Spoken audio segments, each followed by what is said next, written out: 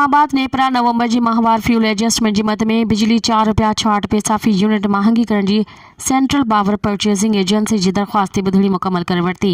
NEPRA data जी वधीक जांच खां पोइ तफ़सीली फ़ैसिलो ऐं नोटिफिकेशन जारी कंदे वाध सां सेल्स टैक्स समेत सार्फिन ते 40 अरब रुपयनि जो वाधो बार पवंदो।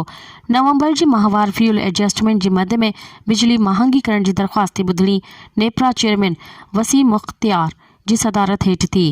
ॿुधणी दौरान NTDC इख़्तियारनि चयो त बिजली कंपनियूं पंहिंजे मरमती कमनि सबबि लोड शेडिंग करे रहियूं आहिनि। CPPA इख़्तियारनि ॿुधायो त बिजली जी क़ीमत में हिन महीने ₹2.12 जी अॻूणी एडजस्टमेंट घुरी आहे। मक़ामी कोयले वारा प्लांट शेड्यूल्ड मेंटेनेंस ते आहिनि।